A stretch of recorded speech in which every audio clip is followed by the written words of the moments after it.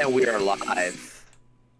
Welcome to the Renegade podcast. I'm your host, the Dashing Rogue, with my frequent sidekick, Artistic Layman. I brought you here because there's no bad guys, no robots, and absolutely nothing to interrupt me when I ask you this. Lois Lane, will you go on a date with me? Oh, God. And I'm guessing it was yes. And I'm guessing, well, there wouldn't be much of a plot to the episode, right? Nope. So they better fucking say yes. I mean, the future of the continuity depends on it. Yeah, she does look so much like Luce from the Owl House. It's like almost like they copied her for a piece for image from image. Show me her side by side. Well, this is what. Actually, let me try to. Oh, Luce Noceda. Yeah, Luce. Her name's. You know her last name? She has a last name. I mean, she introduced herself by her last name. I'm Lucetta. Noceda. No. Okay. Okay. Hopefully this uploads. There's Luce. Let's see. Wait, Marinette's back on now, so I guess we're back on. Do you know if we're still streaming? Dashing, do you know if we're still streaming? I'm here. Are we still streaming? We are still. No, we're not streaming. No. Yes, we are streaming. I have green, so.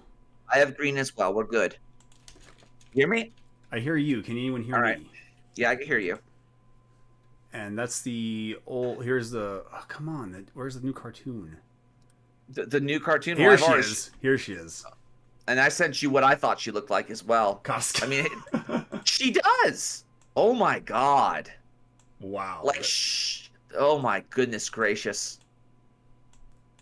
I mean, she's still Lois Lane, so she's not Hispanic, but still, like this is almost a one-for-one copy at this point. Oh my God. Like, do we like this? Is Luce? Is she old enough to have earrings? I imagine she's still in middle school. Oh no, she's in high school. Right. All right, because otherwise it'd be fucking creepy and shit. It'd be groomer crap. But I mean, she's bisexual and she has a girlfriend at the end. So yeah, so that's a thing. And apparently. she's a self-insert for Dana Terrace, the creator, anyway. Welcome, Vinny. How you doing, man? But yeah, dude, there's so many self-inserts. Like, there's so many. Like, I mean, wasn't the whole Seeing Red just one big, fu to the patriarchy from these people?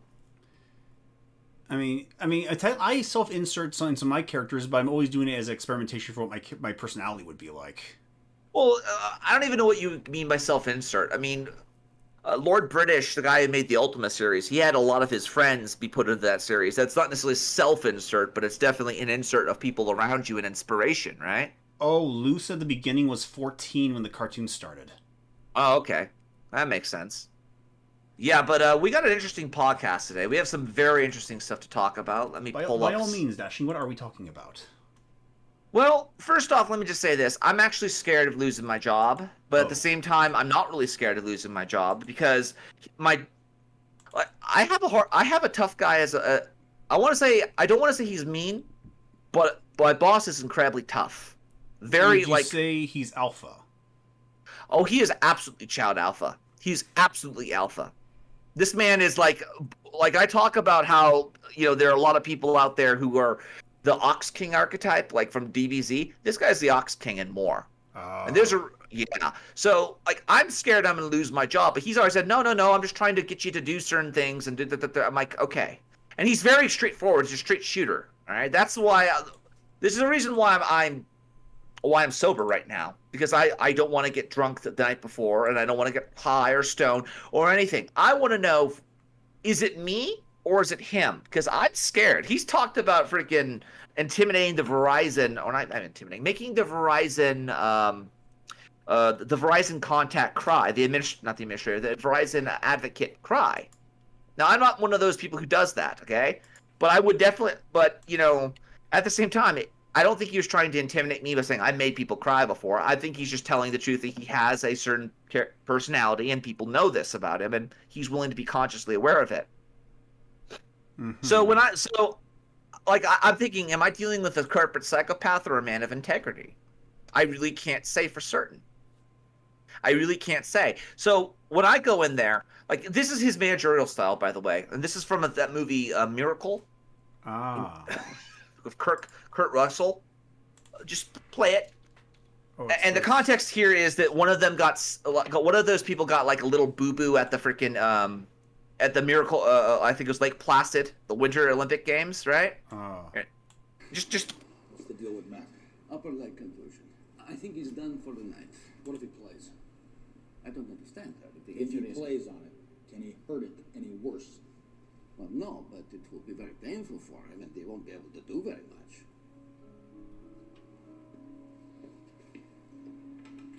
Right here, Luke.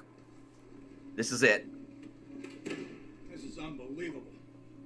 You guys are playing like this is some throwaway game up in Rochester. Who we playing, Rammer? Sweden.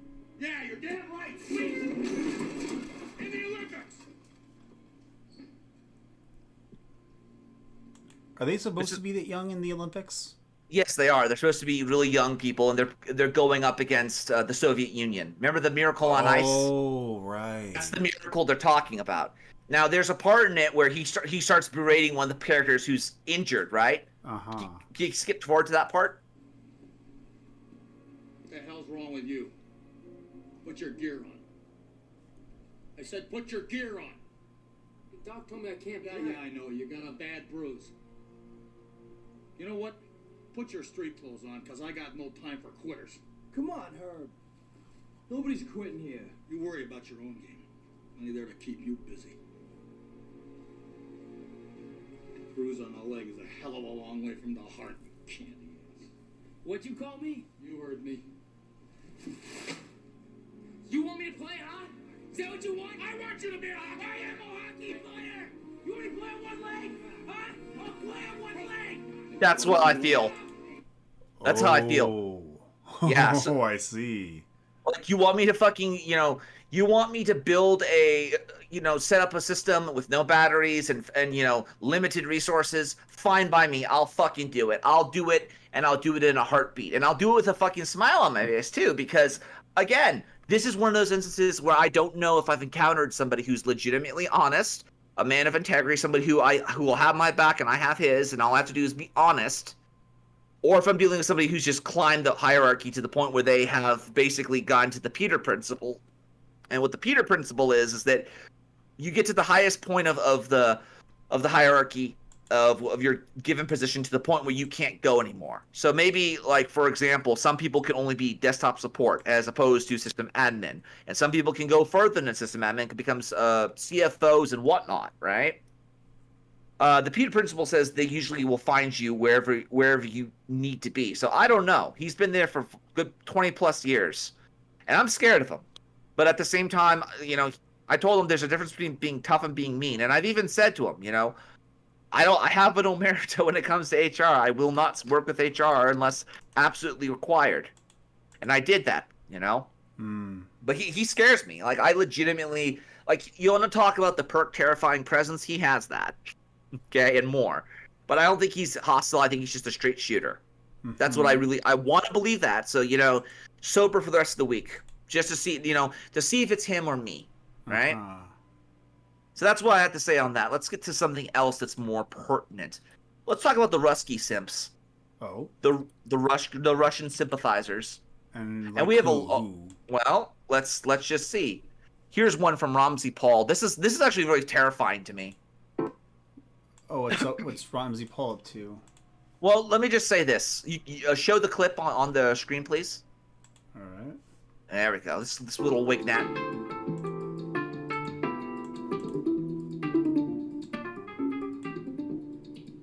I do like his intro, though. It's a nice intro. It does have the homey touch. Go on. I was in university in the early 1980s.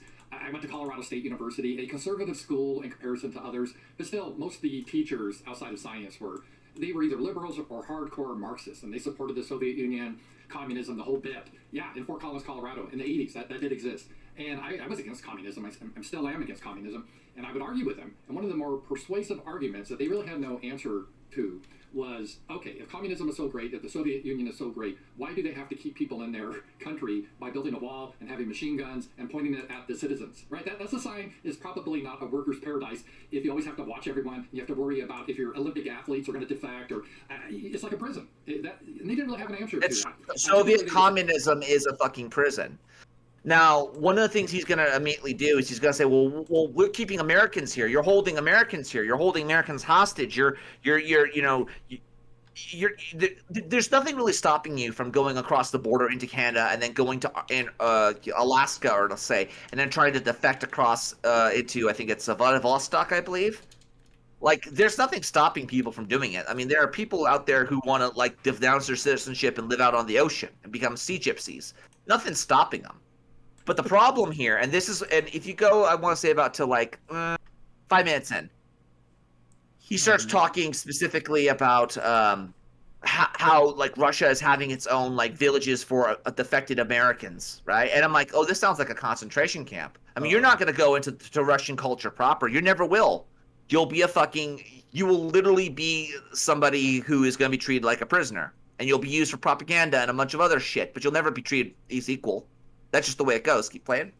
Oh, now, having mentioned the prison, this reminds me of Common Sense Soapbox new clip. Uh-oh. Let's see if I can play here. What you got now for me, Luke? Do you find it ironic that you found your socialist utopia in a prison? Yeah, Ron, you might be getting your basic needs met, but you're being forced to be here. Honestly, Sarah, when it comes time for my parole, they might have to force me to leave this place. You know, one of the things that, again, the basic needs are the things that really drive people to socialism. The thing that drives people out of socialism is desire for Lamborghinis and fucking Kalashnikovs and a bunch of other cool gizmos and gadgets. And when the basic needs dry up. Yep. Now, one of the things that they never talk about with the Soviet Union, and especially the Chinese communists, is that we've seen defectors, and all the defectors who've defected, except for like Yuri Bezmenov and KGB types, they're the type of people, the defectors like Yao Mi Park and what have you. They have severe PTSD and like mental issues when it comes to like authority. Like there have been instances where they've lied or they've misremembered in some regards. And I can totally understand it because they are under the boot of communism. If the chocolate ration yesterday was £1 and the party says it's actually £3 today, are you going to call the party and the man and the state you're wrong? No, you're going to get disappeared. Are you going to risk being struggled? No, you're going to go along to get along. You have a very lucid sense of what is real and what isn't real. Numbers are just fucking, they're just ink on a paper, basically. So I want people to understand when they talk about going to Russia and living out how wonderful it is. This is very similar to Lee Harvey Oswald. Was it Lee Harvey Oswald? Yeah, it was Lee Harvey Oswald who defected to the Soviet Union, right? And he got a wife and everything. And I guess, I don't know if he was assigned to him or what, but it would be very interesting to have a KGB wife. She'll fucking kill you in divorce and in the bed, and I'll let you define what you mean by kill. No. Just saying. Novichok poisoning. They just hate you. They do. And that was why when Mike Pence, when Tucker asked him a question about why should we spend all this money on Ukraine when that could be used to help American cities, and Mike Pence, he genuinely looked like, what? What are you talking about? That's not my concern. I'm concerned about Israel. I'm concerned about Ukraine. I'm concerned about my donors. Americans? What? Are you crazy? Is this crazy talk? What are you talking about? Hang on. One thing that people don't seem to understand about a lot of the aid we're giving to Ukrainians is that it's already hard assets. They're missiles, they're bullets, they're rifles, they're red dot sights, there's fucking radar. Stuff that, don't get me wrong, a lot of us would love to buy like an M4A1 or something like that, right? Some of us would love to have an M16 and whatnot.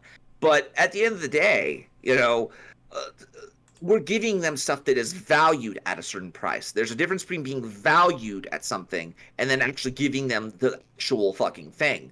Right? If we're not giving them $1,000 in, cash, we're giving them $1,000 in assets, right? That's something that, again, I really wish the fucking politicians and the journalists would understand the difference between these two, because it's one thing for you to say, we need to feed our families, but we're giving all this resources to the Ukraine, right? Or Ukraine, I should say. But the Ukrainians, again, they're getting resources in the form of military aid. We're not starving here. There's plenty of guns to go around. In fact, what was happening now is we're seeing a ramp up of, if anything, where we're getting the people who built the Stinger missiles in the '60s to come back and basically teach the new people of how to fucking build how to build Stingers. Because they don't know how that proprietary knowledge is like, you can't tell people what a Stinger missile looks like. They will shoot you and they'll fucking jail you. And they'll put you to Guantanamo, and rightfully so, okay? You can't talk about the internal components in some of these machines and systems. And for those of you who say, well, why are they bringing them back? They're bringing them back because a lot of the crap that was in Top Gun, a lot of the radar systems were created on Apple IIs. They were created on, IBM OS2 in some cases. Shit that's no longer even supported. And even if you were going to sit down and learn how to learn that system, there are people who have expert knowledge that are in that field, okay? Take it from a guy who worked at Lockheed. Keep going. Thing. They just don't care about you. Either they're apathetic or they hate you. The best you can hope for is apathetic. And in Russia, the government may be corrupt, but they don't hate the Russian people. And they don't hate Christians. They have an Orthodox Christianity, and you're not going to be persecuted because of that. So there is some... Christianity in name only, Mr. Paul, with all due respect. I mean, would you like me to show you that Rated X scene where they put, a literal Jesus person on a cross and then they drive him around? And they like spin him around like it's freaking not Ramsey, what the hell's his name? Mr. T from Krusty's freaking what is it? His bar mitzvah. It's the same thing. I could pull a pic. I'm gonna do it. Here you go, Luke. 1 second, right here. There we go, and here.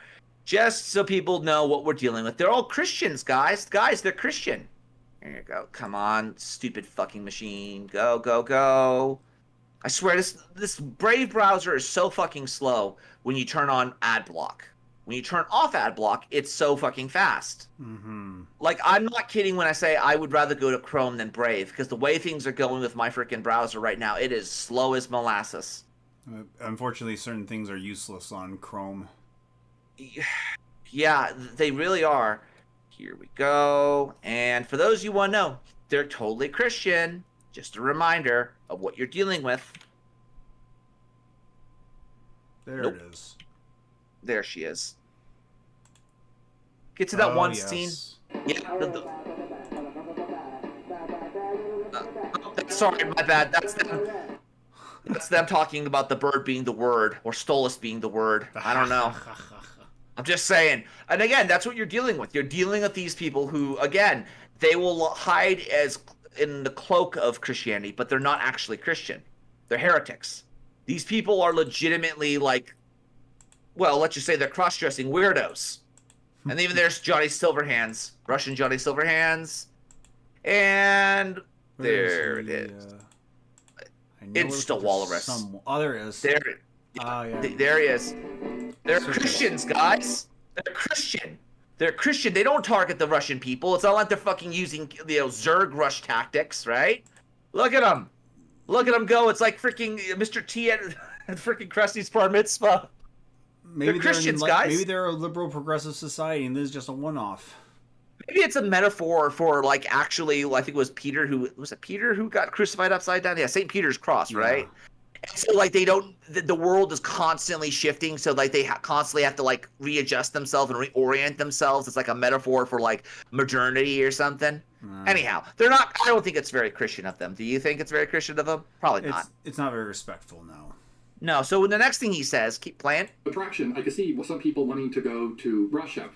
Should you do this? This is an interesting question, because I've traveled, I lived in Hungary for a bit. Don't go to Russia. They don't even have indoor plumbing in some parts of the world, and not even in their world. The cons, okay. First of all, this scheme would not be like for me. I'm too old. This has to be for some young person that really wants to take a chance. If nothing else, the language. When you get older, it's harder to learn a language, and if you don't know the language of the country you're in, you're always feeling like an alien. You have to understand the language, because language kind of is how people think, is how they express themselves. So if you're young, you could probably learn the language easier than if you're older. So if you're older than like 30, I don't even think this would really be a realistic option. And also, the more ties you have to America, in just practical terms, you have to understand you'll lose everything. The government. So the only people who go there are liberals. The only people who go there. The only people who would go there are fighting age men. Yeah. I guarantee with you. no connections to America. And you basically burned every bridge, so now you're basically going straight into the front line to be gunned down by fucking American bullets. Lovely. Keep going. Finish your mouth. Will hate you for doing that. They'll probably try to put up an iron wall, but the other way prevent Americans from leaving. And I'm sure some YouTube channels will make Mars out of you. I'm sure they'll love you. I'm sure there will be plenty of YouTubers who will love to talk about America and how horrible America is without actually being American, like the Canadians up north. very least, if you go, you're going to have a lot of tax issues. The IRS is still going to want your money. They're going to confiscate whatever your property you have in the United States. So if you go to Russia, to this plan here, you got to consider it permanent. Like, you're never going to come back because they'll probably put charges on you in the United States. I have no doubt about it. So it's a forever thing. So you just got to really think about that. If you have your job here, okay, how are you going to get work in Russia? If you don't speak the language, you may not have the same position. In America, still, we have a lot more material prosperity than Russia. It's changing. Russia's coming up, but still, a lot of people have a comfort.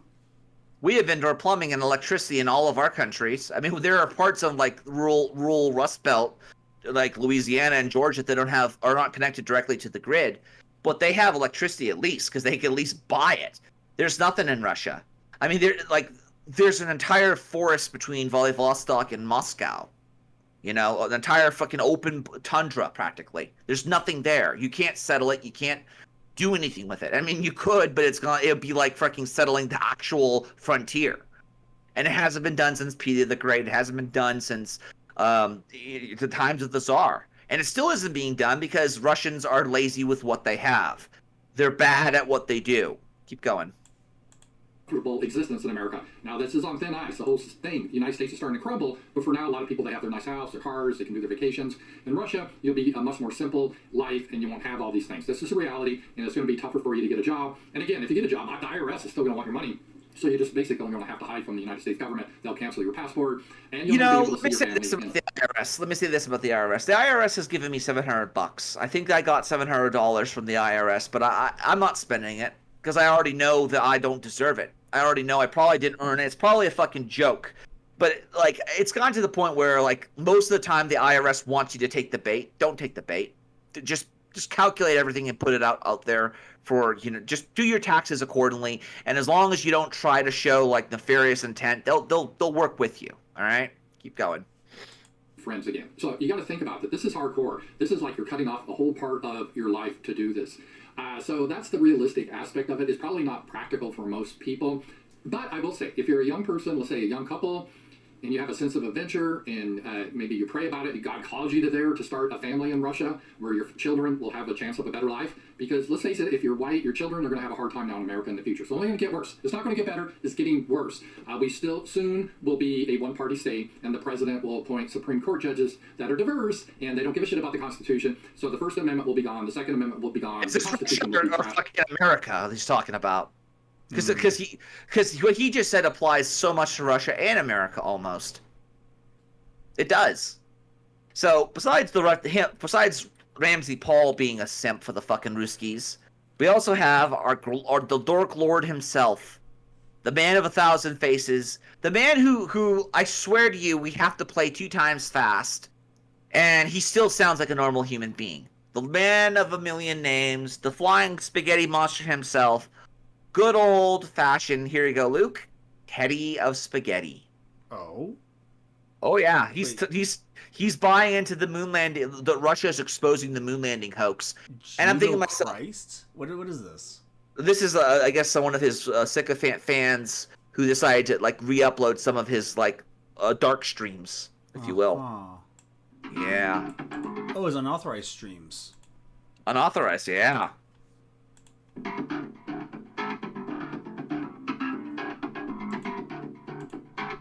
That's right. That's right. You fucking put the pedal to the metal on this one. 2.5 times. We'll see how normal it sounds. Yeah.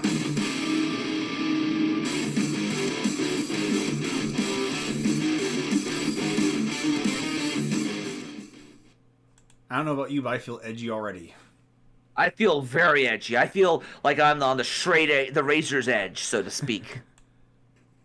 Welcome to the Dark Stream. The Razor Fist edge. I honestly, dude, like I'm getting really sick and tired of. I don't even want to talk about Razor Fist because again, It's so much wasted potential, honestly. DK says Ramsey Paul should volunteer to go to Russian with Jackson Hickle. Maybe. I don't know. I don't know who Jackson Hickle is, but I do think we're gonna see a lot of people, and I think even a retard that I used to know, a guy who was actually a Wicc dad. Why do I know him? Because he was my fifth grade he was in my fifth grade class, right? Ah. Yeah, he's dumb enough to actually go over to Russia and then find out, oh my God, Mom, Dad, it hurts. Oh my God, they're horrible people. They're putting me in a gulag. They're beating me and they're screaming at me like I'm a dog. Oh my God. He's the type of person who would go. Keep playing. Voxday, voxday.net, and unauthorized.tv. The live chat is rolling. Audio and video are recorded good. Unauthorized chat is also rolling. And super chats are live for those of you who are inclined to contribute to the channel. Is this at 2.5 seconds? Interesting day today. This is 1.5. Really. Take it back to regular. Been someone who Do you understand why we'll play it? spent much time thinking about the moon landings, the space program. You know, I was there in high Do we have to? No, inject him with Ritalin. Put him on to fucking like 2.5 as fast as you can go. Two might be a little too fast. We'll see. Well, we have to inject him. when Challenger blew up. And I've been to the Nope, it's actually perfect. Seen the Apollo stuff is there. And, you know, I assume- Does he position the camera to show off his book collection, or is he just not noticing how awkward it looks? I got to ask the question: Does the throne have wheels on it, or are you just like pushing that shit out and then pushing it back in for you to sit on your little throne? Is there beer in that keg? There wine in that keg? I'm willing to bet it's secure, so no wheels. that you know, things were as they've been reported. You know, that NASA had gone to the moon, whatever it was, 6 times. I read The Right Stuff by Tom Wolfe. Very much liked it. Also enjoyed the movie The Right Stuff. One of the few cases where the movie is very nearly as good as the book. And the book was quite good.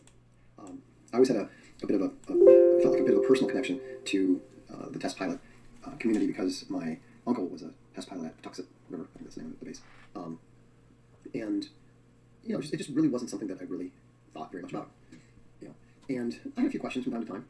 I did think it was a little strange that they never went back, but I accepted the basic reasoning that they hadn't gone back because it's just a bunch Wait, of... he's denying the moon landings now. He's denying the moon landings, Luke. I mean, I believe the moon landings are real. Well, aren't Even they? Well, they are. And you know why that I don't trust the Russians on this? Because Why? Because I know that there's a mythical place called Japan, and I've never been there, but I know it exists because I know about Japanese culture and whatnot. I know there's a mythical place called Romania that exists. I've never been there before, but I know it exists because I've talked to people who are Romanian, and I've talked to people who are Japanese. Guess what? What? I've never been there, and if someone goes to me, no, oh, it's bullshit, and I said, well, what about the samurai swords? What about, Vlad the Impale? Oh, that's all made up. That's all communist capitalist propaganda. Now apply the same concept to going to the moon. So a place that's further away than anyone has ever traveled, besides a few proud people who have the right stuff, like Spaghetti-O said, right? Mm-hmm. It's very easy to disprove this. And the easiest way to disprove it is by simply saying, hey, that's bullshit. You made that up. He's going to say that a lot of the rocks on the moon are petrified wood. And they very well might be. I mean, I honestly think that the moon is just a bunch of debris from 65 million years ago when a large comet hit the Earth, and then some of the debris basically created the moon, right? Because of gravitational force and whatnot. That's what I think is going on. But the problem here, when you're dealing with the Soviet Union, right? Because the Soviet Union, that's where all this data comes from. That they're saying, oh yeah, the Americans faked the moon landing. Well, what was the benefit of them doing it? Well, they don't have to spend that much money on going to the moon. They can convince their population that all those footages are faked, and therefore they don't have to worry about if they could put one on the moon. They could put 100 in Moscow before lunchtime, right? Because it's the same technology. Jet propulsion could be used to fire a warhead or fire a bunch of people to the moon, right? And even if one of the things that I always said is, why don't we just say the Soviets, if they did fake the moon landing and the Soviets knew it, why don't they just go to the next step and say we went to Mars? Like, why not just, bullshit their way, go fucking to some weird, sulfur, mine or whatever, and then say, we're on Mars. Look at us, stupid American. We're better than you, right? And they could get away with it, too, because they have a tighter grip on, information because they're Soviets, right? But he's going to say, like certain things, like, if you look at the astronauts in America, the American footage, as opposed to, let's say, the Soviet footage, the Soviets are always exhausted because of the freaking... because of their spacewalk or what have you, and the Americans aren't. Therefore, that's proof, right? And I'm thinking to myself, it could very well be that they're stuck in a fucking box up there with nothing. They don't even have freaking Johnny Cash or anything when they're up there in orbit. They have no personal effects because they're communists, and at the same time, they don't really care about amenities like having a bed or something, or having something strapped down so you don't bump into the control system, right? There's a lot of reasons that the Soviets, would lie about the moon landing. And I'm of the opinion that, and even V. Monroe is of the opinion, I believe, that the moon landing was real, and the only reason they did it was because they didn't want to admit the Americans got to the moon, and therefore could also put a nuke on the moon if they wanted to. So keep going. We're going to play for about 5 minutes or so. 5 minutes? Yeah, no. We're going to play for about 5 minutes or so. Dust, a lifeless... not planet, but a lifeless space object. There wasn't any need to go back. The first time I ever had any real doubts about the official moon landing narrative was the second time, not the first time, but the second time that a purported moon rock, a rock that had been a gift from NASA, was tested and turned out to be petrified wood. It wasn't even a rock. The first time it happened, I thought, oh, well, that's funny. Obviously, there was a mistake. Maybe the moon rocks are too precious to actually give out. Maybe they give out fake moon rocks, right? But the second time it happened, I thought, okay, that's a pattern, And from what I understand, it's happened a few more times since. But, I'm not, believe it or not, a natural skeptic. I'm not someone who is a natural contrarian either. I think about the things... You're not Razor Fist? Are you sure about that? I'm sure he'll argue with you all the way to the cows come home about him not being a contrarian, Luke. Yep, but he's a big brain nibba. I don't think about the things I don't think about. I mean, just like I never questioned Jordan Peterson's intelligence for the first, year, 18 months that he was becoming the world's leading public intellectual. I made one post in reference to him that just sort of assumed that he was this smart guy. But I hadn't read anything, I hadn't seen anything. I just heard about him.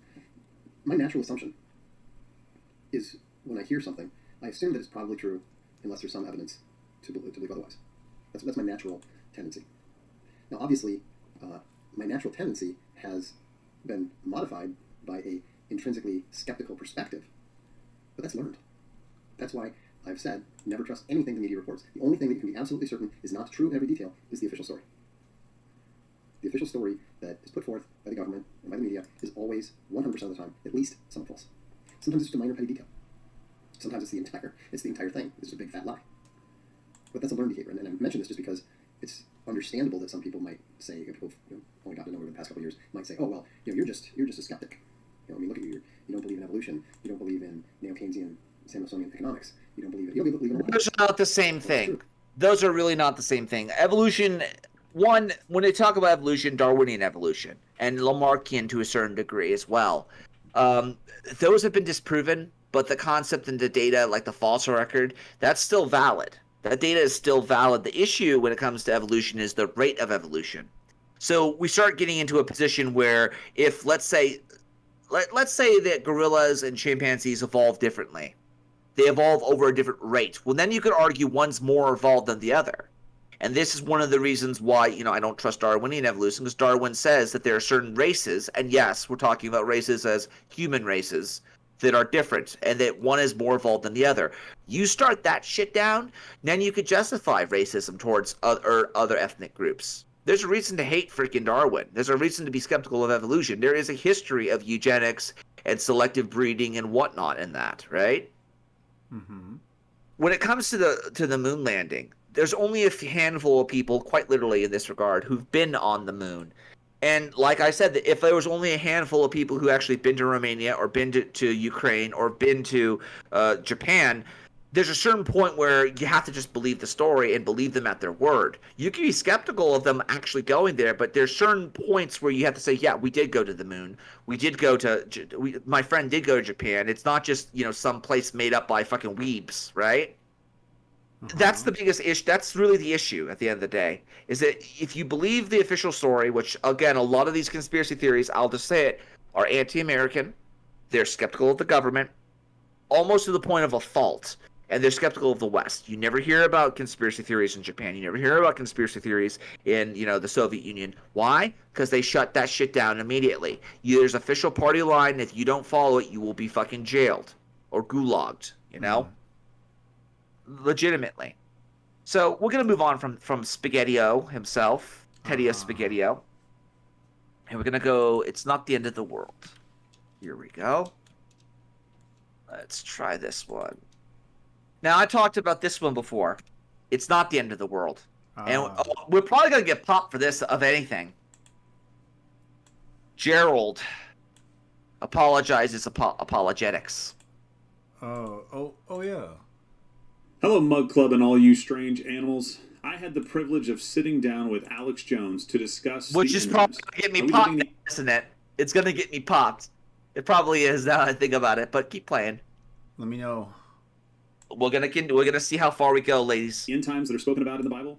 What pieces are in place that make the end times even possible? Whether it be Israel being in the land in 1948, the invention of satellite television for the whole world to watch the two witnesses being murdered, or maybe the precursor to the mark of the beast with chips being implanted right now into people's bodies.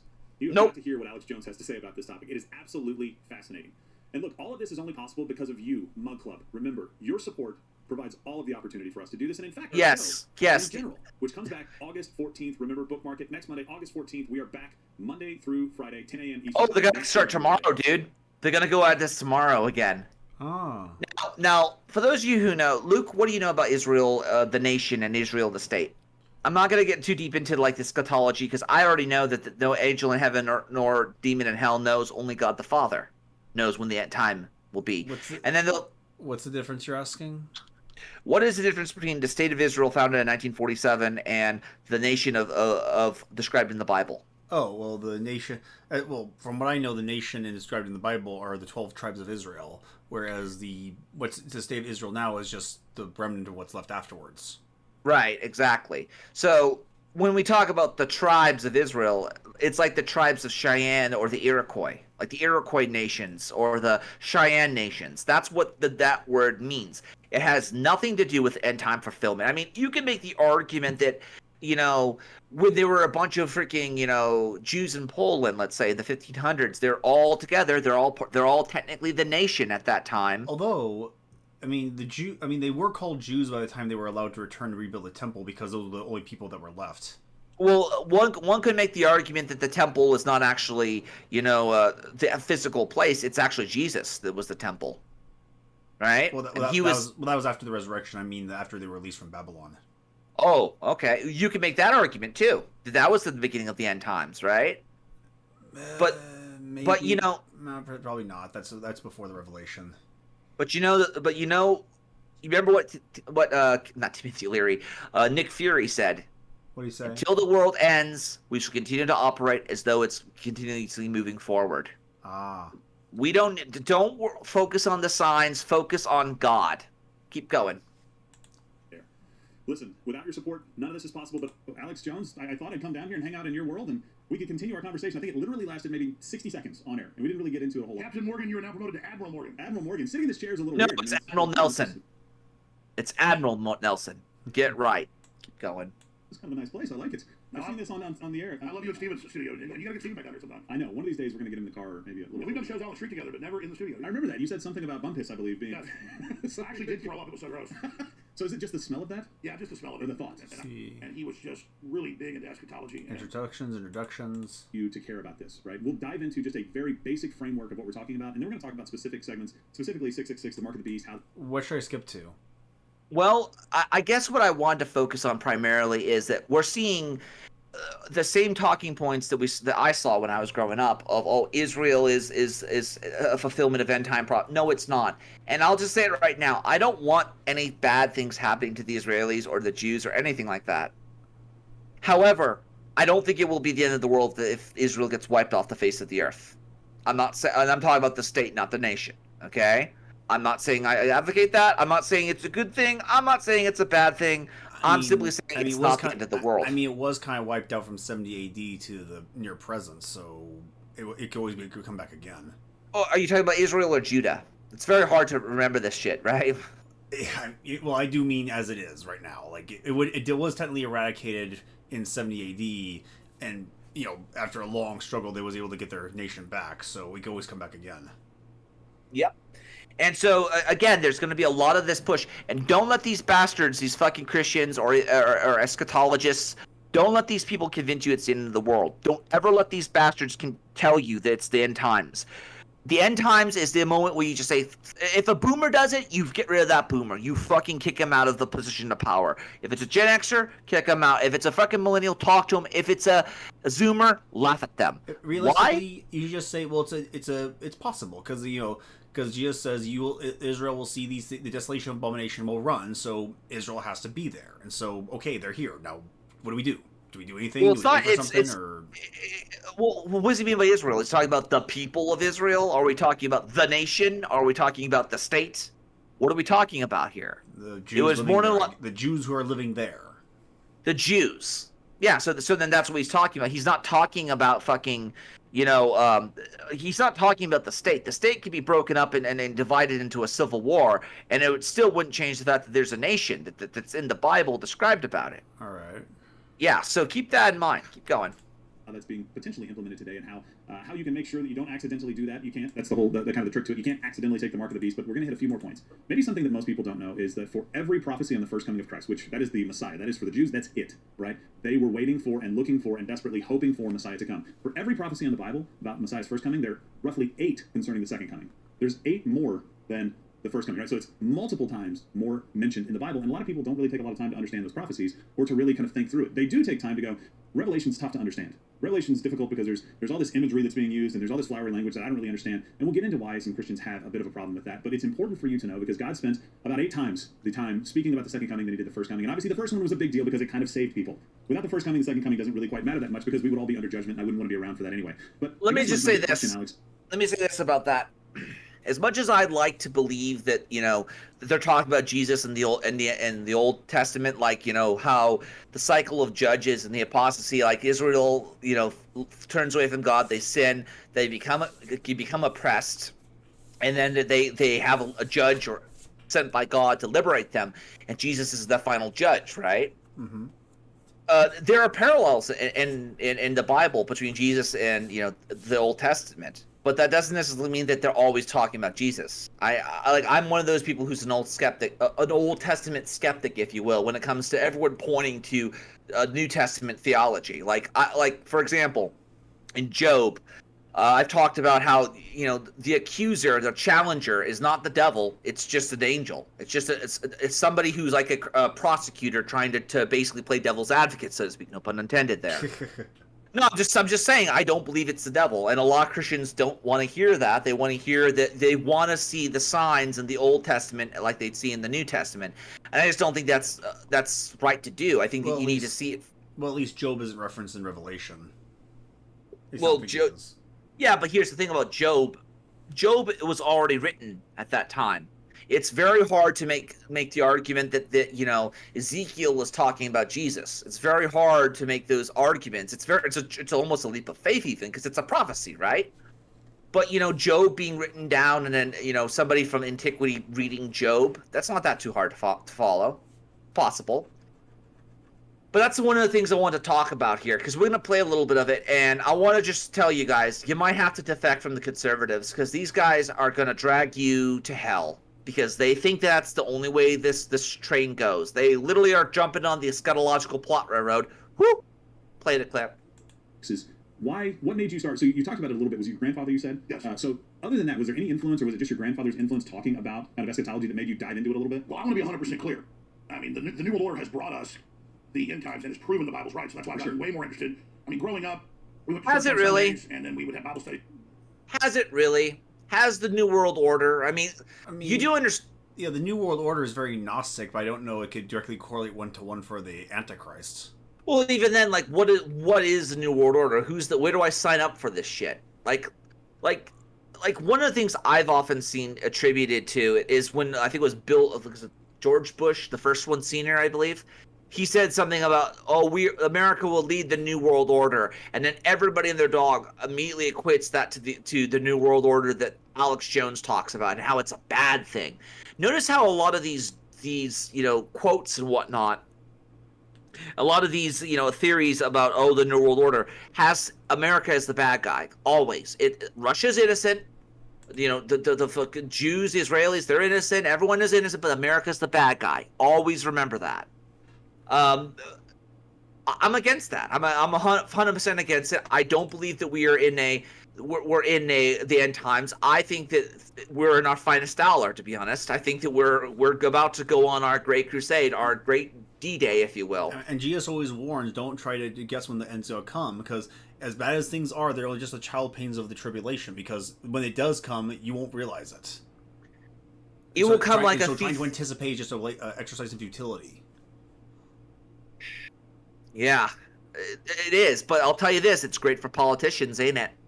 It's great for fucking politicos who want to make a quick buck. And then basically, because again, if you believe it's the end of the world, why would you want to sow any seeds for the next harvest? It's the end of the world, right? Your kid's why would you sell your kid's college fund up, right? It's the end of the world. You're not going to be able to take that money with you in heaven. Why don't you burn the entire estate to the ground? Because it's all this material at the end of the day, right? This is why this type of shit is dangerous. It's a dangerous mindset to have. If your leaders hold these mindset, talk to them. Explain to them it's not the end of the world. Because if, let's say, you're somebody who needs help you need mentors, you need strong men and good women. If they're all convinced it's the end of the world, they will destroy the next generation. They'll do it because they won't help anyone. They will not help sow the seeds, so nothing gets reaped, and it's the end of the days after that. They will make it that way. I want to now play some of the Joneses stuff. I never got into rituals, but I was picked up by chicks repeatedly trying to recruit me into things in Dallas and a decade later in Hollywood. Austin's more new agey, not a lot of that here. But that's almost more creepy form of it. So I've really, I never fell away and said, I've denounced God and God isn't real, I'm an atheist. But I mean, I was in points in my life. I wasn't taking drugs really, but I was drinking and a lot of women and, and on a power trip and really prideful about how, I was, and I'd say I was kind of corrupt, let's say, maybe 14 to about 20. And then I kind of rediscovered God, and then the Holy Spirit much more stronger than I was saved when I was about 10. And then literally God started talking to me and showing me things, and I had dreams that came true, all these things, and now I get stronger to where you talk about spiritual warfare, we'll get into it. At this point, that's all that is, you have Christ, you have Jesus, you have a faith in that. Yeah. You are protected. But then the devil comes after people that you love who aren't in God. That's why you've got to get them into the Holy Spirit, or the devil's going to chew up your family in front of you. So that's what people better understand. This is more than guns in your gun cabinet or... No. There are natural laws that are in effect right now, and that God is keeping in play. And if you get shot by a Satanist, it's probably the same as if you get shot by a Christian. If you fall off a cliff, it's the same. And if a child falls off the cliff, gravity does not care. Again, I'm going to say this, and this is probably heresy, but God gave you a keen mind. Use it. Don't be one of these weirdos who keep expecting God to save you. You have to be willing to meet him halfway. I'm serious about that. It literally is halfway. Even if you give yourself to Christ, it's still meeting him halfway. He's not going to save you. You have to ask to be saved. But I just wanted to point this out here. I've watched most of this, and they're talking about how Russia has a role to play. So I think a lot of this is just the Russians trying to play off of Republican evangelical fears and confirming them. The problem here, go back to the clip of the fucking of the swirly crosses, Luke. The frickin' St. Peter's crosses, because I'm going to say that because, let's be frank, they probably would use that if they wanted to. There it is. There they go. Oh, there's Dugan. There's Wally the Walrus, man. Dancing around in his little fucking Covenant uniform and prancing around like there's some sort of magical something or other. Look at him. There's Twisted Sister. Look at him. Ugh. You think it's a man or do you think it's a girl? I'd like to say it's a girl with very unusual clothing. I'd like to say it as well.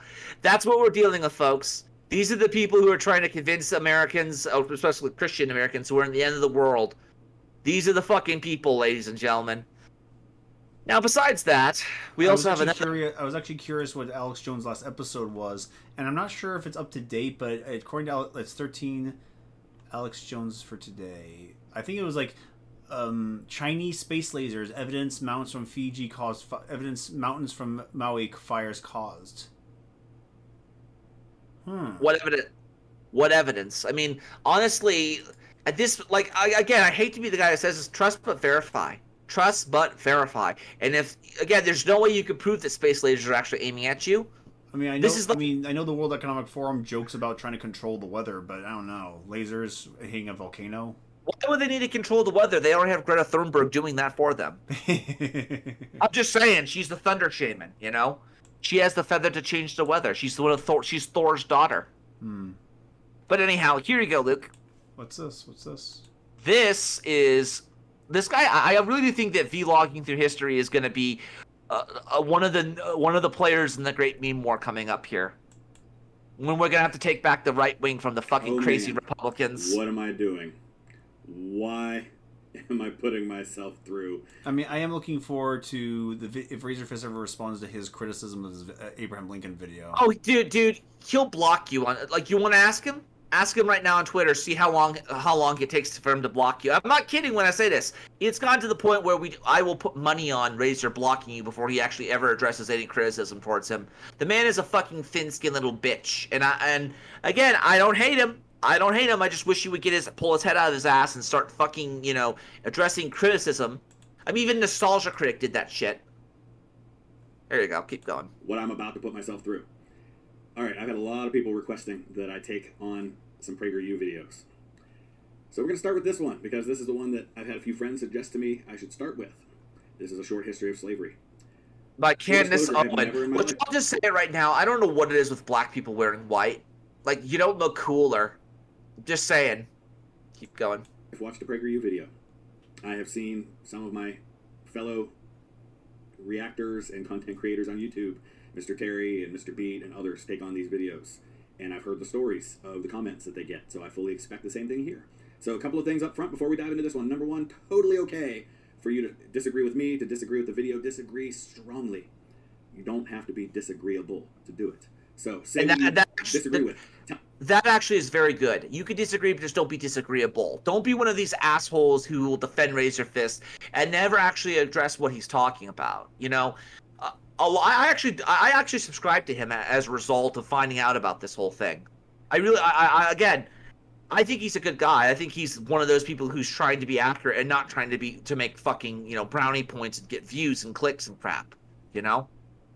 Keep going. Tell me why I'm wrong. It doesn't have. Here's how it can look. VTH, I think you're wrong on this, and here's why. Here's how it doesn't need to look. VTH, you're a moron, and anybody who thinks that way is also a moron.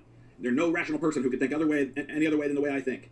Those are the kinds of comments that are going to get deleted or hidden, okay? So disagree, don't be disagreeable. Personal insults, things like that, not going to fly. Is he kidding? This is the internet. Well, let me just say this about that. Like, if this was like 2007, I would gladly say I don't delete comments.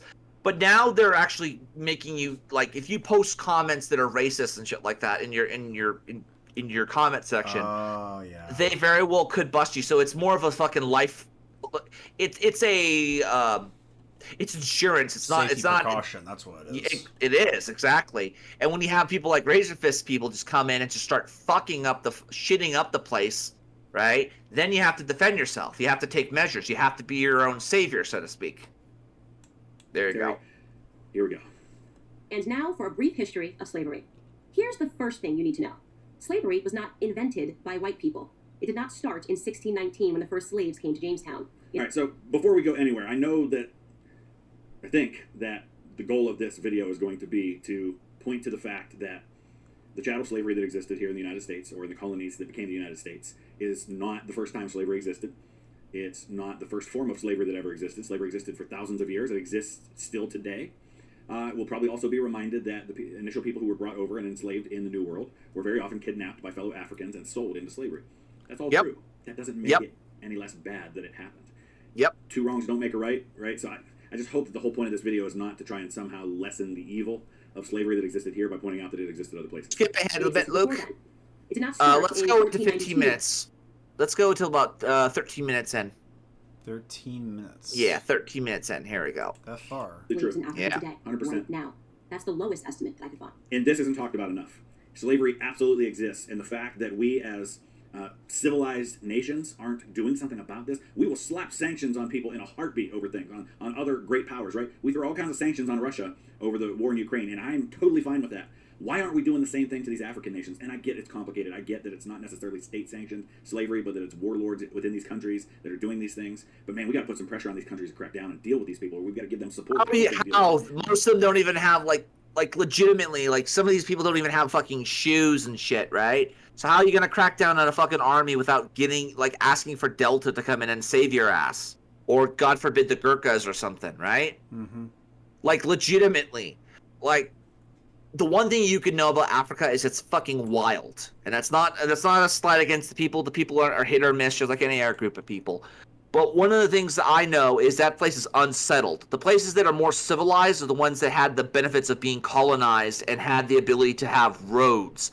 Oh man, roads. Look at the fucking Europeans, for example, who had Roman roads as opposed to the parts of the world of parts of Europe that didn't. The ones that didn't were all pagan barbarians. The ones that did became Christianized faster. Mm-hmm. Yeah. Keep going. This should not be allowed. This should not be something that we just sit back and accept. Fine. Other sources say there are many more. For context, that's almost twice as many slaves as were ever brought to the United States. Again, doesn't make what happened in the U.S. okay. Please, can we not make this comparison? Can we say slavery in the United States, evil? As a matter of fact, we can't. There are too many people here. There are too many. What's the word I'm looking for? Race hustler Gnostics here trying to make the hyper reality of racism only exists in America. That we can't do that. That just sucks. Yeah, and so, there's a part of me that says, this guy's technically correct because just ignore them. Ignore these race hustlers. Ignore the Gnostics because you can't deal with them. But like, Democrats they will listen just... to them. Democrats vote the way they vote. Yeah, and you know what's going to happen is you're going to have to just ignore them. You're going to have to win the argument against the Democrats, and I know they don't want to fucking do that. But in the end of the day, you're going to have to explain to these people are racist. They legitimately, I don't even want to say the term Uncle Tom, but they kind of are in a lot of ways. They think that just like how the Nazis think that the Jews are so magical at the point where they are practically the Uberman to those people. The same thing could be said for white people and get towards blacks, especially those who have the victim mentality. I mean, this is a one-for-one Gnostic. I mean, people always make this comparison that SJWs are just Nazism for colored people, and there's a reason why. It's the same religion. Well, you keep saying the same. I'd say it's a different variant of the religion, if you will, of the tradition, if you will. Indeed. Slavery today, also evil. Slavery 3,000 years ago, evil. They may not have seen it that way, but we can look back now and say it all was bad. Child soldiers, human trafficking, forced labor. These are the conditions that currently exist within the same sub-Saharan region where the transatlantic slave trade originated. African bodies are being sold today like they were sold then, and no, they are not being purchased by any country of white men. In fact, thankfully we've moved past that. Slavery, by any traditional definition, is exclusively practiced today within non-white countries. But we doesn't make it okay when white people did it. But that's not the point she's making. I mean, I know he's technically correct. I get it. He is being technically correct, but that's not the political argument we're having. Well, let me just say this. I think that there's a certain noise to sound ratio that's happened between the left and the right, and the left has constantly said this. But let me ask you this: how many of these people are lunatic fringe type? How many of these people are the type that legitimately have power, and how many of them are just vocal minorities? And how many of them are, actually, pushing the 1619 bullshit, right? I don't see any of them. I don't go to academia, though, right? Yeah, keep going. Almost nothing about that. Just like we hear nothing about how slavery was universal until good people in Europe and America ended it 2 centuries ago. Why? Because our so-called leaders, black and white, wouldn't profit from it. Black victimhood is nothing if not profitable. It elects politicians and funds racial grievance groups. Again, I agree that there is a mindset of victimhood that exists among some people, but that's not unique to any one group, right? As a Christian, as a conservative, there are plenty of Christians and conservatives that are playing the victim card too, okay? It goes around.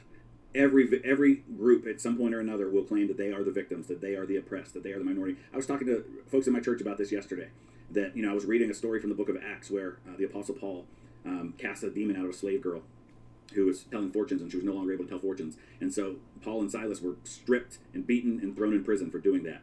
And I said, man, you know, in the context of that, we as Christians in America really ought to just shut up about how oppressed and how persecuted we are, because we don't have a clue what persecution is. The same thing's true. Indeed. Yes, does that Indeed. victimhood mindset exist? But it exists in a lot of places. Yeah, it And does. Black But Americans but get here's the themselves- problem. Here's where he doesn't get it. I know what he's coming from. I know where he's getting, but it's not helping. It's not really part of the conversation. It's like he's talking outside the conversation. He's like what's the word I'm looking for? It's like what he is he's, you know what he reminds me of? He reminds me of that character, the gentleman in Lord of the Flies. You know, like in the end of the Lord of the Flies, when they're about to kill the white guy, the little kid, and then he run into the guy from, I guess the hunter from Jurassic Park. Remember that? Uh-huh. And then they all start crying. I kind of feel like that's the guy right now. We're literally like we're about to kill each other over a tribal. He's like, "What's going on, kids? Where are your parents? What are you guys doing?" And then we all just start crying. Because that's sort of what I think is going on. Because, yes, there is racism in this country, although I think that they're all pushed to the fringes of society. You know more about them now because of the internet, right? But I know more about sincerely hope that he's not addressing the seated political ideology there, and maybe he's just trying to make that the normal we're talking about. But I don't know. Is anyone going to like look at that as the new normal? Like, are we really going to give up the political narratives that give them power at this point? Well, how many of them are... Well, here's the thing. At what point does the narrative become political? And at what point is there a narrative that is just a competing narrative, right? At what point do we say that, you know, yes, slavery was horrible. Yes, it was terrible. We should not be holding the grandkids, like the great-grandkids of slave owners, accountable. There's a certain point where, you know, I'm not going to hold, you know, some Italian guy responsible for killing Jesus. And yeah, it was the Romans who did the deed. It was the Italians who did the deed. The Jews want him dead, but the Italians were the ones who had the omerta and had the ability to go in and kill Jesus. Actually, keep playing. As partners in the American dream, if we embraced the patriotic spirit that holds all men are created equal, the patriotic spirit that is our real heritage. And I think a lot of Black Americans do embrace that. But that doesn't mean we can't focus on things that could still be better. And the race hustlers would soon be out of business. And who wants that? I'm Candace Owens, author of Blackout for Prego University. Okay, interesting. And listen, I was intentionally kind of pushing back. Maybe it's 806 blackout. I don't know. That reminds you of that reminds you of this clip. For our first order of business, I believe Brother Cleveland has an announcement. Yesterday, I received reparations from the family that enslaved my ancestors. Amen. Now, the family has become poor white trash since then, so they only gave what they could. This tray of scrumptious Rice Krispie treats. Yeah, I'm pretty sure the reparation people will not tolerate Rice Krispie treats. That and also Rice Krispie treats. I mean, I'm sure that's some sort of racial slur, right? Oh my gosh, is that? Just saying. I mean, it's not water. I mean, it's not like watermelon. So. Well, what about cracker? What about, you know? I mean, how much? Like, there's so much freaking racial shit that's like connected to food. I'm not even gonna touch that shit. Rice Krispies treats. I mean, it was a treat my mom had made for me and my friends when they came over to visit. So isn't that like a well-to-do Protestant food? Maybe. I mean, my dad loves mushroom chicken, and that's a Lutheran fucking dish. Here we go. But one of the things you could do, and then this is when I understand her to go back to California, but I'm not going back. I'm gonna fucking even if I get fired tomorrow, I'm staying here. I'm staying. I'm on my own. I'm making it. Yeah. The only reason I would ever go back to California is if I were a millionaire, I was going to buy a piece of property. That, or I'm willing to go back and, you know, hang out with my friends and family. Then again, I don't even know if that's worth the price. Maybe I'll buy my family lives out in the country. Maybe I'll buy a small piece of property there. Maybe. Back to school isn't for everyone, but this year it is. Some local colleges have an irresistible offer. All right, get this. In-state tuition is free for high schoolers who want to do dual enrollment, for young adults who want to start college, and even folks of any age who just want to go back to school. Here's our consumer investigator, Chris Camara. Are we allowed to dictate what they're studying? No, in fact, it gets interesting. You'll hear it. Let's have it again.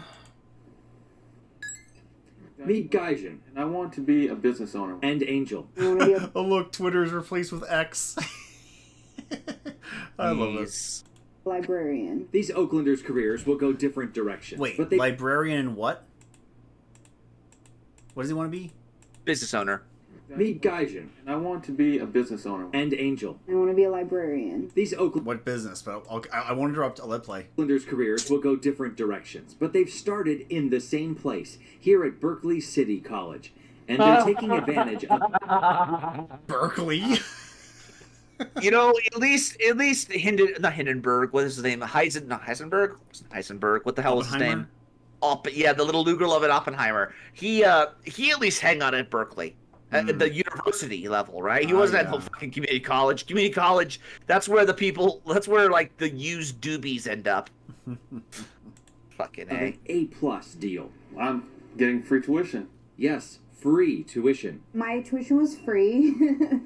And it's free to everybody. Real, rigorous. Yeah, free. Are the teachers working for free? Is that what makes it free? No. It gets better, Luke. Keep going. Expand your mind. College courses are free. The classes I've been taking are... Expand your mind college courses, huh? It will define what that is. Accounting and managerial business and economics. Also, continuing education and trade classes are free. Back to school is for everyone at Berkeley City College. Interim President Denise Richardson says federal funding is paying the tuition and fees this fall. You have 3 basic... Denise Richardson. Should I know who that is? She sounds familiar. She does, doesn't she? Let's see what... Is she the usual suspect? She on the list? Basic steps to take advantage. Step 1, apply for admission. We are open access, so yes, everyone will get in. Step 2, fill out the FAFSA, the free application for student aid, even if you know you won't qualify.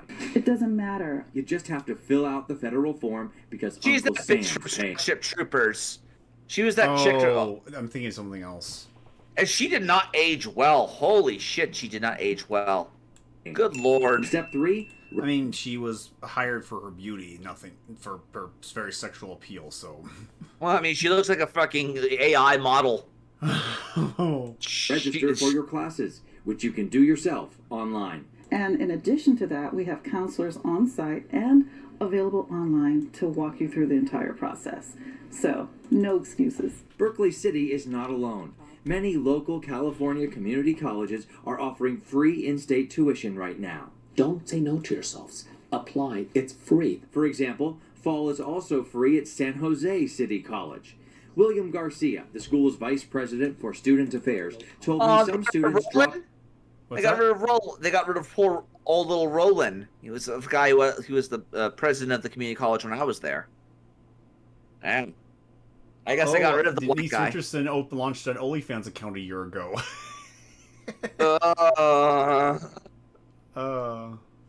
Gross. Out during the pandemic.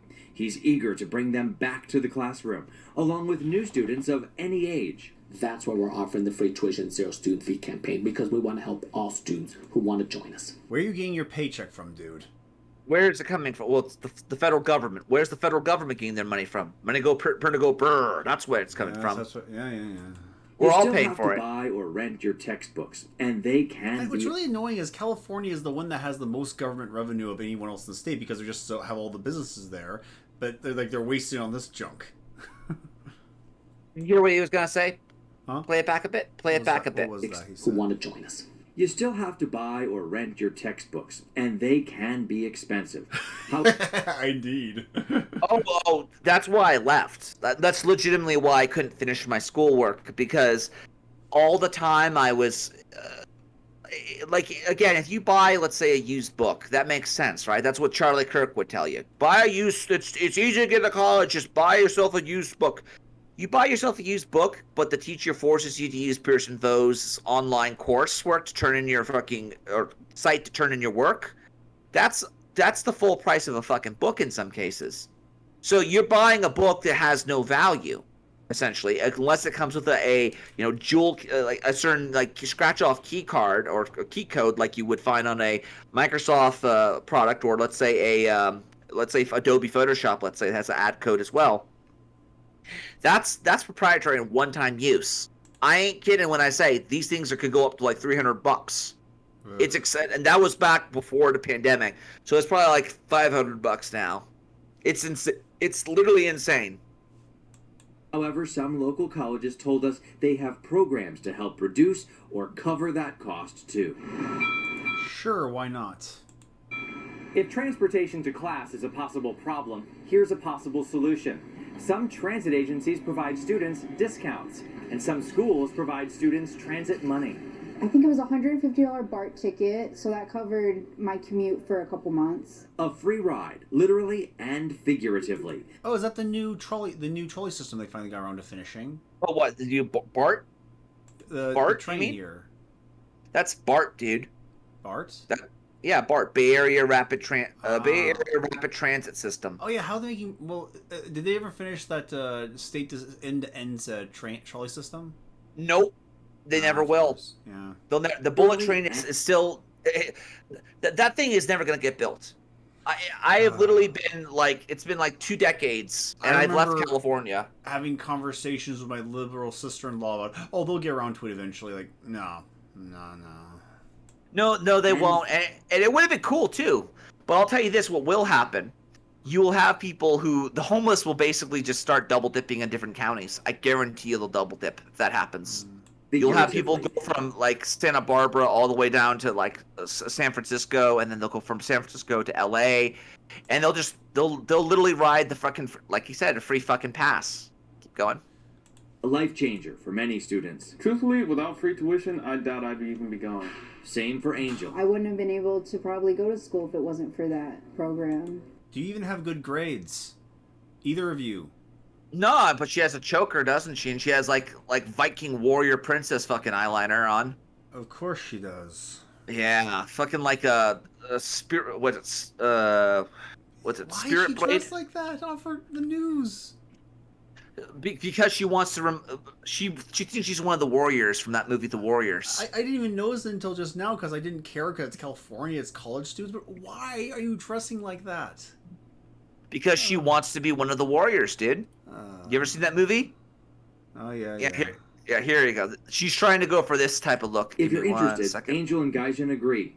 Just enroll. Just do it. Just go for it. There's a future you can build for yourself. Just do it. Do it. Do it. Screw the taxpayer more, Lord Fater. That's what I get out of this whole thing. That's what I think. We are the warriors. Fucking warriors, man. They're going to Coney Island. That's what I think she looks like, and she kind of does. Yeah. I don't know. Let's see what else we got here. Let's see. Let's see. Homeless is rampant. People are leaving the population. They're actually losing people, and now they're going to hand out college to well-to-do, mediocre to well-to-do kids. They have California has priority straight. You know, I really do wish they would have given me a chance to go to college, a fair shot. And we're talking about not just giving me a free tuition, but actually giving me access to these books. Because the books are where the fucking things are really where we really get pounded in the ass. I'm not kidding. These teachers do not give a flying fuck if Pearson Vode bends their students over and fucks them in the ass economically. Legitimately, they do not care that their book is basically the same book from last year. And the only way you can access it and turn in your work is on a portal that's controlled by the fucking book company, and it's $300 to get in. It's the same price as regular books, so there's no point of having a used book. And, well, there's some catching up here with Brittany Venti and the whole Manosphere thing. The Manosphere will believe anything. Oh, yeah? Oh, yeah. She trolled Rollo Tomasi. George. Curious George himself, or not so curious George, as you'll soon see. Let's see, what do we got here? Yep. All right, play. Females with autism, which I think Brittany Venti definitely has. Brittany, just before I get started here, I have a lot of people who have come to me and have dished out a lot of dirt on you. I could make it public. but I'm not going to. And could I dox her with some real? I've got the photos to really rough her up, but I'm not going to do that either. So I believe this is a friend of yours. By the way, you're right about Brittany's Christian trad grift, because I know for a fact that Brittany has full-on nude pics. You gotta love how he feigns taking the high road as he airs someone's dirty laundry. Rollo Tomasi, or as we like to call him here, George the Gossipy Grandma, is the grandmother of the Red Pill Manosphere. You call yourself the godfather of the Red Pill. It's not the godfather of the manosphere, okay? Other people have called me that. Okay, great. That's Do you understand? Okay. I am not Red Pill adjacent. I am in the Red. I am the father of the Red Pill. Right? In his recent stream, he... Oh, who was that back there he was interviewing? Destiny's Child. Destiny. Oh, Destiny, and the other guy is... The Muslim Sneeko. Oh, yeah, I remember. Oh, yeah, I recognize him now. I am not Red Pill adjacent. I am in the Red. I am the father of the Red Pill. Right? In his recent stream, he read the email of somebody who told him about my personal life as well as my personal dating life. I got photos. I think I put one up on Twitter not too long ago. I know about Mason. I know about the nudes. I know about a lot of stuff. Trust me, you have a lot of enemies. You probably don't want to fuck with me. Because I know people and I know things. Okay, that makes you sound like a very kind person. No, and here's the thing. She trolled him, apparently. She managed to basically impersonate the person who is leaking the information. She doesn't have nudes out there. But she isn't a Christian, by the way. She's not a Christian. You know what she is, Luke? What? She's a Dianic Wiccan. And what is a Dianic Wiccan? Here you go. This is the Wikipedia. And I actually have a friend who has the same sigil tattooed on her tummy. Sadly, it's such a turnoff. Dianic witchcraft, modern pagan goth tradition, female experiments, and empowerment. Oh. And she's right-wing, I guess? Something. Orientation feminist Wicca. Yep, and this is how you're able to get, Wicca to have protection under the religious clause in the United States. They've infiltrated their way into they've managed to co-opt sects of Wicca, and now they get magical powers from the government because don't you know they're a religion, so now they're protected, aren't they? Their theology is goddess movement, including spiritual beliefs or practices that engage predominantly in North America, blah, blah, blah, blah. The movement grew. The goddess movement is a widespread, non-centralized trend in neo-paganism and is therefore an essential belief. It has no centralized tenets of beliefs. Well, then what is it? Well, it could be whatever. It could also be used as a hat, Luke. It can be used as monotheism to polytheism to pantheism, a larger theological. It's everything for everyone, but I guess it's for women go. And their image is a female body that looks kind of like a cow's head, but with a spiral at the vagina. Right. Can you show? Is that possible to show, or? I mean, I can show it. It's right here. I mean, well, yeah, you could show it, but that doesn't necessarily mean that they. Can you see? It's kind of hard to tell. Oh, it's a womb. That's supposed to be a womb. I thought it was a woman. It's a womb, Anne. Oh. Yeah. Okay. All yep. Right.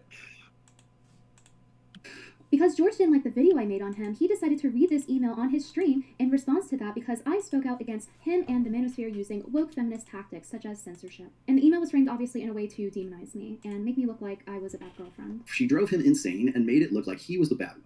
Meanwhile, she would provoke him and say things like he was too weak or how he wasn't fit enough. She would even fight him in group hangouts in front of everyone and humiliate him. George also talked about having my nudes on stream and even threatening to send it to my enemies and laughing about it. Rational male, send those nudes to Undead Chronic.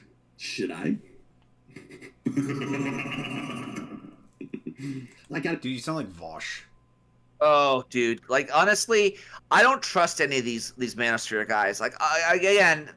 This is where me and Venti are going to agree on a lot and probably disagree on what should be done. Yeah. But we could both agree that a lot of this pickup artistry shit is dangerous. And I would say dangerous, but it just damages you. It makes it so that you have multiple partners and then you can't even pair bond with anybody. Because it's like porn, but not, if that makes any sense. At least porn, there's not a single other person you're hurting at the time. Yeah. Gotta give you at least some kind of sizzle with the steak here. As per usual, George cannot make an argument to save his life, which is why he chose to hit me below the belt. I have my own spies that tell me stuff too, and I know quite a bit about Brittany as well. Do you not think that I've dealt with way better haters and trolls than you? No, I don't think you have. That email was actually sent by me.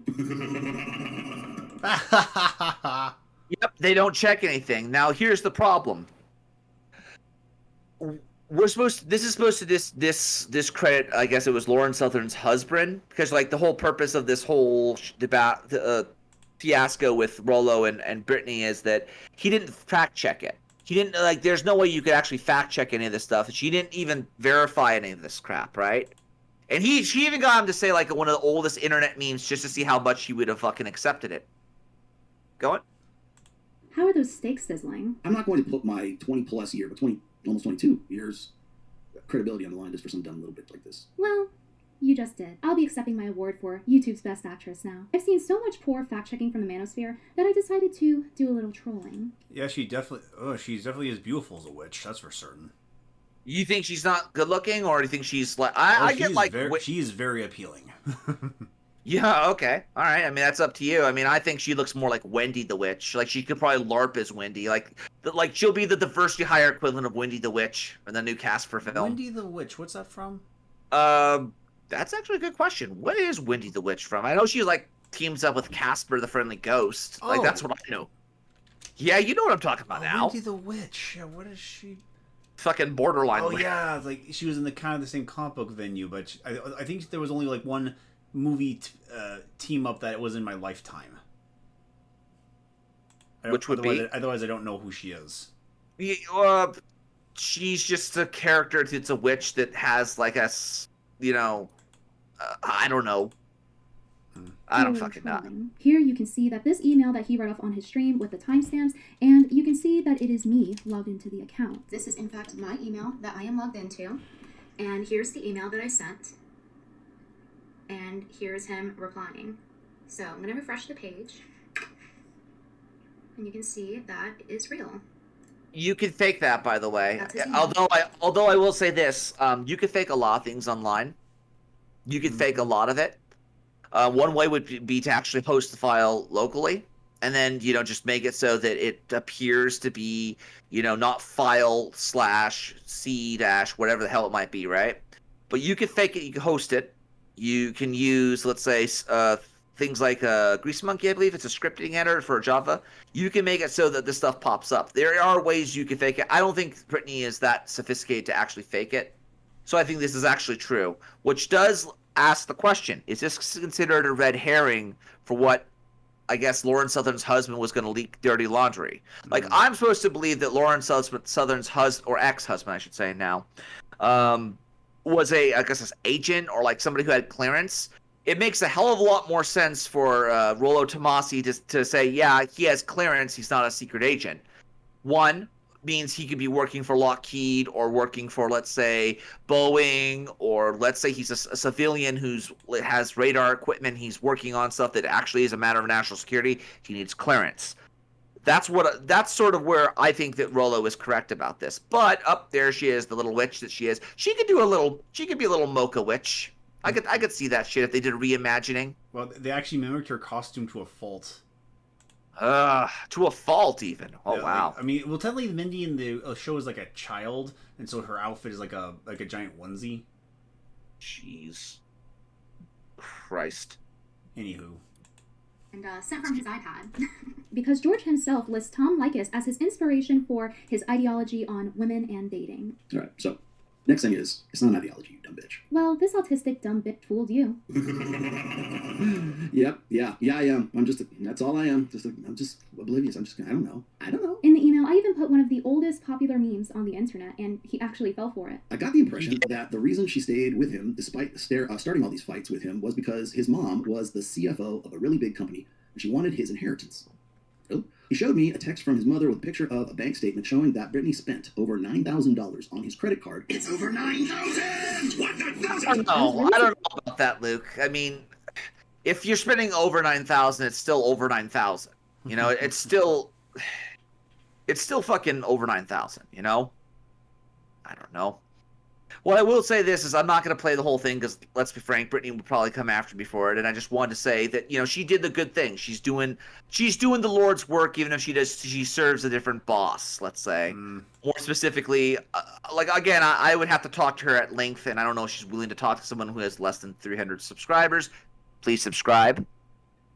But yeah, honestly, she may be like one of those people who says I'm a feminist, or an atheist, let's say, but they don't know the history of feminism. They don't know the history of atheism, and in this case, they probably don't know shit about fucking Dianic Wicca.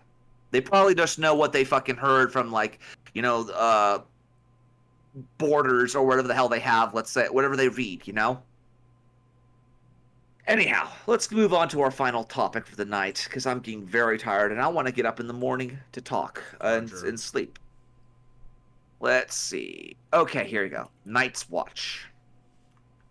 This guy I watch periodically. And apparently, yeah, good old Night's Watch. We'll talk about witches. Now we're talking about freaking people who give witches stitches. And he's even armed. He's even having a chainmail. Good grief. All right, keep going. Well, imitation cloth chainmail. Well, it's mithril. It's mithril. Use your imagination. Yes. Been coming for a good while, in all honesty, and it was only a matter of time before I decided to make something like this. Even though I've spoken about this topic tangentially in many other videos, I've had longer form discussions with other people online about it, well, I want to do a dedicated one right now. And it's addressing one of the more fundamental problems that I think we're facing in the world today. It's basically just how unhappy men and women, people, really seem to be heading towards. They're more unhappy than ever before, especially... Well, he's a Mormon. Now, I'm gonna... Oh, yeah, he is a Mormon, yeah. He's a fucking Mormon. So, he's going to be shilling saying, why aren't you getting laid? Dude, you have infrastructure. Not to mention you guys are on the level. You literally have Masons operating within your church, okay? And those motherfuckers know how to build infrastructure. And that ain't a pun. That's just the way they are. They know how to make shit stand the test of time. Indeed. Yep. Keep going. I'm going to be speaking more to young men, because I can understand the challenges that they're facing on a personal level. And it's honestly breaking my heart seeing what's happening in the world, and the struggle that many of you guys who are my fans and viewers watching, and hence why I'm making this video. It comes from a number of reasons. Really, I guess the main reason, there's a big reason why I want to make this, because it doesn't seem like a lot of you guys don't know what you need to achieve in life to find satisfaction as an individual, happiness for who you are, being proud of who you are, being confident with who you are, and finding purpose in life. I think a lot of people, young men and women, know fundamentally what that is. The sense that I get, and it's been voiced by a number of you, and it's shared a lot online, is that you feel that it's impossible to achieve. And to a certain degree it is. To a certain degree it is. And a lot of this I blame on multiculturalism. I blame a shit ton of this at the feet of the boomers who did not understand that you don't bring in a bunch of people from all around the world and hope to God that they all agree on things, let alone get along.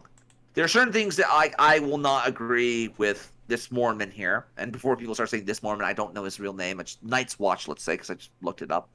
The same things I wouldn't agree with Fenty on, but I'd still get along with them. And we're willing to get along. We don't have to kill each other. But at the same fucking time, I would have to ask, I could ask you, Luke, is sex sacred? You could say yes. I ask him, this Night's Watch, is sex sacred? Yes. Venti would say sex is sacred as well. As opposed to what? Do we do? Well, that's the $1 million question. What does it mean to be sacred? What does that look like? I would much rather see, the Christian the sacredness of the Christian faith be kept in societal regard than, let's say, the pagan faiths where they have temple prostitutes, let's say. That's what I'm concerned about. Keep going. Because that attitude right there is a self-fulfilling prophecy. If you don't believe that you'll find happiness and fulfillment and purpose in life, you're going to stop trying to achieve it. And if you stop trying to achieve that, you'll never get it. So of course that's going to be the result. I mean, that also comes with age, because until you get more comfortable in your life, in your skin, you're going to feel like everything's against you. Yep. And now one of the things I will say is that everything is against you, and it's very hard for me to actually it's hard for me to get off to be motivated even now, because even though I have built a resume, the way the economy is right now, you'd think that I don't even have a resume. I don't have the skills that people think I have. But I did build a resume, because that's one of the things that, I don't have documented skills, but I do have a resume. And if it's not going to be honored, if you're going to honor, let's say the sheepskin as opposed to let's say like the actual skills, at what point do you pick one or the other? Because if you're going to make it so that titles matter, well, the people from Yale and Harvard will always win, right?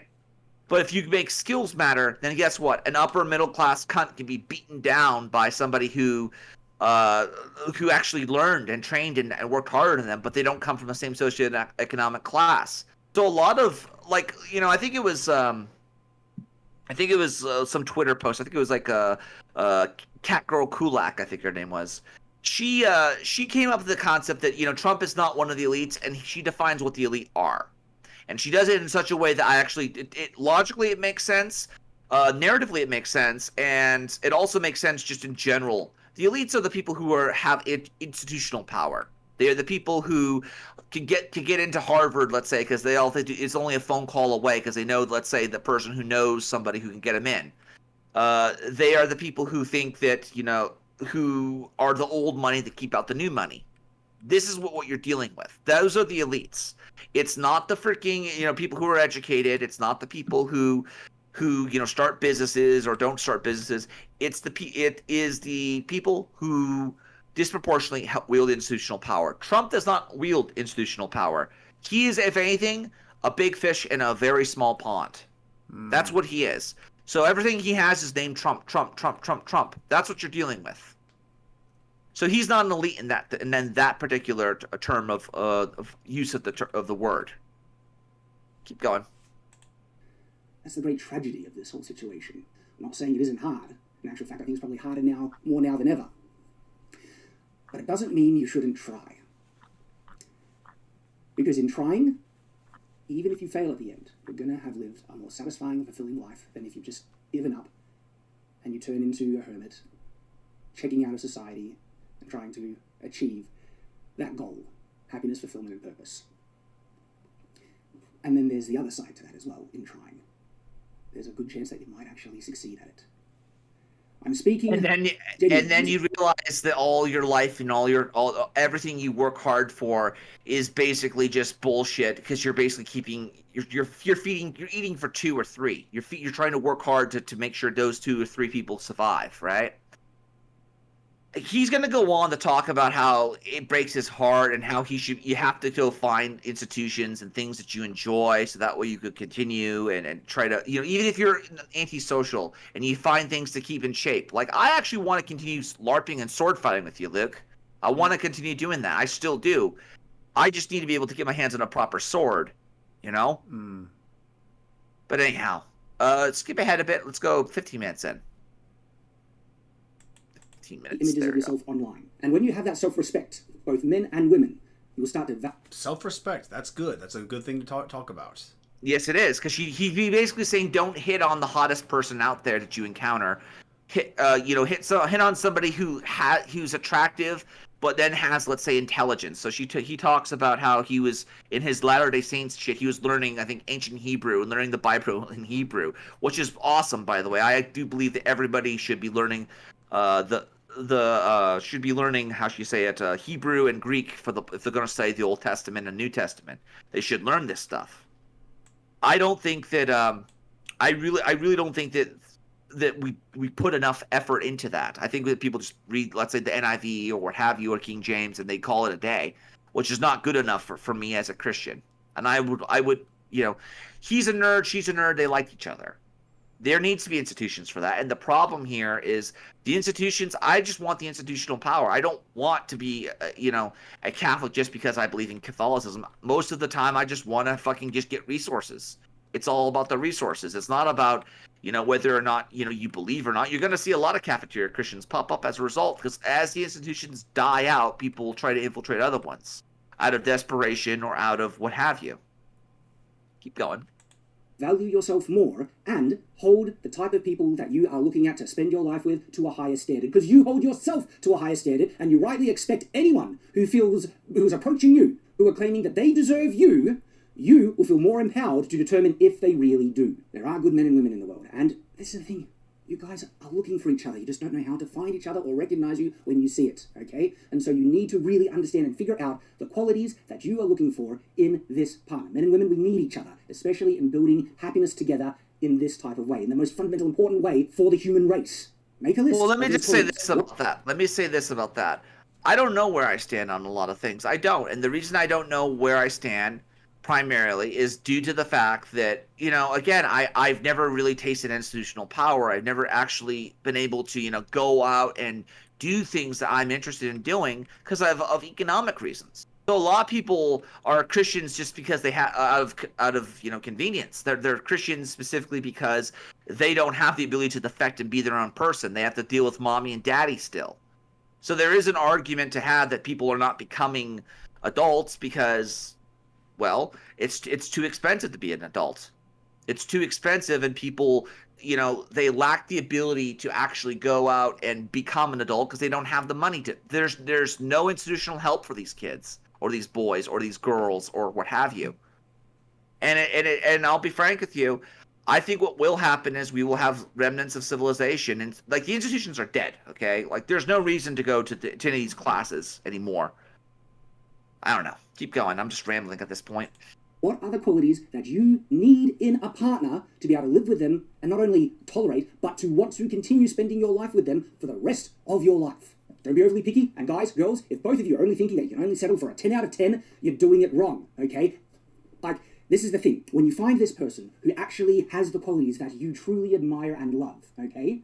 Of course, there's going to be physical attraction to begin with, right? But wherever they actually are on that scale, when you find that right person, they become a 10 out of 10. And no one else can even tempt to come close to that individual because that's what actual love is, okay? So find the type of person that you will love. And it's about those qualities. I know this because this is what I did, okay? Now, I'm not saying everyone to follow my exact example, but at least, at the very least, you need to figure out... I would not think follow his example. He married his wife within the first 3 or 4 months. That's a big red flag to me. Although he's a Mormon, so who knows? Right? Keep going. Yeah, well, I mean, for very religious people, marrying early is not too hard. It's not, but the problem here is how religious am I? Like, I really am not that religious. I really, really am not. Yeah. I mean... And who you want to live with, okay? And for me, I had 4 to 5, I think it was 4 simple standards. First one, joint values. We needed to value the same things and want to achieve the same things. Yeah, being in the same church helps. Yes, it does. Yes, it does. And a cult church, or a church nonetheless. Yep. Things in life. And of course, religion was an absolutely crucial element in regards to that. They needed to take these very important beliefs as seriously as me, and that we would hold to these standards equally as firmly. That is actually so crucial. That one right there, okay? Because one of the things that can really rip apart relationships is when each partner wants a different thing out of it. But if you want the same thing out of it, you start to work for that same joint goal. So perhaps that's one that I would suggest is probably a good one. And for me, that was the #1 standard. Now, the next one is that, for me, I needed someone who could laugh and didn't take themselves too seriously. They needed a sense of humor. That was important. Thirdly, they needed to be my intellectual equal. I mean, I could make a joke about him dressed as a medieval person, but I won't. I'll just accept that fact. I'm surprised the Mormons allowed the motherfucker to actually, play D&D and Magic the Gathering. I'm really surprised. Maybe that's the fucking people on the level who are doing that and allowing that shit to flourish. Well, as long as it's within reason. I mean, they're very, I imagine they are where my parents were in the 90s, because, my parents would let me play like a violent video game, but they'd always say, "Now you gotta be careful about this stuff." Yeah. No, you gotta be very careful about this stuff. Of course, one of my games was Turok: Seeds of Evil. Oh, God. It was so cool. I never played Turok, so I don't know. It's one of the few shooters where the deaths are very gory and bloody. Of course, very pixelated, but very bloody. Oh, so if they remade it today, it would probably be rated X, essentially. Well, there's no sex, so I'm not sure if that would be a problem. No, everyone's got AIDS and shit, so, you don't know. I never really, entertained, because I wasn't attracted to, I guess, women who looked way smarter than me, right? I wanted to feel equal to my partner. In the same sense, I couldn't have a relationship with someone who was less intelligent than me. They needed to be my intellectual equal so we could challenge one another, but also communicate on an equal level. And so that was number 3. And fourthly, the last one, I needed to be attracted to them. They didn't need to be a 10 out of 10 knockout, because remember, they fill those other things, those other qualities, they become a 10 out of 10. Now, what was interesting about those very simple standards right there, they weren't that, picky, and I don't think you should be too picky. But it was so easy to see the girls who didn't meet those standards, and there was a lot of them, actually. And all it took was one date for me to realize, you're not the one. Next, I wasn't trying to hook up. I was looking for someone to spend the rest of my life with, and for my own religious belief, to spend time in all eternity with. And so, when I found... Literally, you're literally going to start a fucking, entire... Like, if I'm going to go by the theological notions of how the world is, in this third worldview, you're literally going to be Adam and Eve again. Right? Well, like the divine Adam and Eve, where they... Well, I'm not sure if their theology still holds that. They become their own gods and create their own planet. They get their own planet, dude. Oh, wait. Well, actually, they would be the Adam and Eve, because in their version, Elohim and one of his goddess wives starts the Adam human race. So, yeah, they would be Adam and Eve. Yeah, so, like, legitimately, like, no pressure, right? No, but like he has a lot of good points. I again, link in the description. Go watch the whole thing. But just understand it's coming from a Mormon, so it has a Mormon perspective. But if you're a conservative, if you're like trying to live a good life, it has a good It has a good point. He has some good points and some good topics. Like, don't give up. Don't be unevenly yoked is one thing that I think he would probably agree with me on. I don't know if he would agree what constitutes yokedness, right? But other than that, don't be unevenly yoked. That's one of the things I would say. Be responsible. Have, like, again, my values, I hate to be the guy who says this, but I value power. I really do value power because power helps you get to other values, and it helps enforce values. Because no one just wants to have values. People want to have the ability to enforce those values and have them enforced. No one wants to just be... I'm serious. No one wants to just be a... no... Like, I'm not kidding when I say, like, I want the power to win. I want to be whatever makes me win and makes me survive the next day, that's what I believe in. And the reason I have that is because multiculturalism. You see, multiculturalism is an excuse. It's not an excuse. It's an explanation.